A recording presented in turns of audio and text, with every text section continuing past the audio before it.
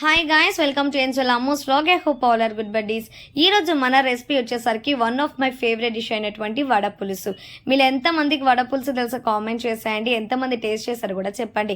మరి ప్రిపరేషన్ చూసేద్దామా. పచ్చనగ పప్పుని 4 to 5 hours నానబెట్టుకోవాలి. ఆఫ్టర్ 4 to 5 hours తర్వాత పచ్చనగ పప్పుని 2 to 3 times వాష్ చేసుకోవాలి. ఇప్పుడు ఒక కప్పులోకి పచ్చనగ పప్పు తీసి పక్కన పెట్టుకోవాలి. మొత్తం పేస్ట్లు అయితే అస్సలు బాగోదు, వడ తినేటప్పుడు పలుకులు పలుకులుగా ఉంటే సూపర్గా ఉంటుంది. సో రిమైనింగ్ 1.5 కప్ని పేస్ట్ టైప్లో వేసుకోవాలి.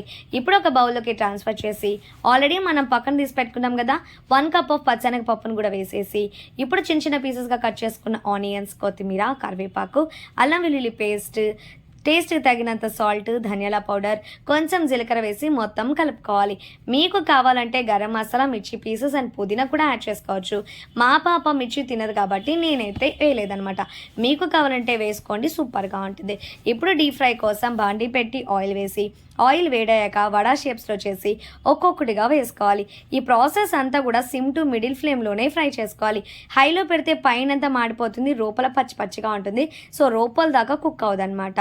నేను చేసిన తప్పు ఏంట్రా అంటే పల్స్గా వడలు చేసుకొని వేసుకున్నాను. సో అవి ఏంటంటే కొంచెం గట్టిగా అయిపోయినాయి.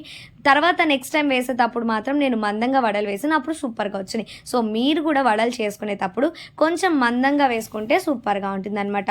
ఇప్పుడు పులుసు ప్రిపరేషన్ చూసేద్దామా. ఇంకో స్టవ్ మీద డెక్ష పెట్టి ఆయిల్ వేసి ఆవాలు, జీలకర్ర, కరివేపాకు, కట్ చేసిన ఆనియన్స్ అండ్ చిల్లీస్, కొంచెం పసుపు వేసి ఆనియన్స్ ఫ్రై చేసుకొని ఇవ్వాలి. అవి ఫ్రై అయిన తర్వాత నేను ఈ పులుసు కోసం అయితే 7 to 8 టమాటోస్ తీసుకున్నాను. మీకు టమాటోస్ పులుపుని బట్టి మీరు తీసుకోండి. సో వాటిని కూడా చిన్న చిన్న పీసెస్గా కట్ చేసుకొని తగినంత సాల్ట్ వేసి కలిపి ఒక 5 minutes మీడియం ఫ్లేమ్లోనే ఉంచి కుక్ చేసుకోవాలి లిడ్ పెట్టి. ఆఫ్టర్ 5 minutes తర్వాత కొంచెం ధనియాల పౌడర్ వేసి కలపాలి. మీకు కావాలంటే గరం మసాలా కూడా యాడ్ చేసుకోవచ్చు. కర్రీస్లో నాకైతే గరం మసాలా వేస్తే నచ్చదు కాబట్టి నేనైతే అవాయిడ్ చేశాను. మీకు కావాలంటే మీరు యాడ్ చేసుకోవచ్చు. ఇప్పుడు పులుసు కోసము చిన్న నిమ్మకాయ సైజు అంత చింతపండుని నానబెట్టుకోవాలి. టమాటోస్ అన్ని సాఫ్ట్ అయిపోయిన తర్వాత చింతపండు పులుసుని పోసి కారం కూడా వేసేసి కలుపుకోవాలి.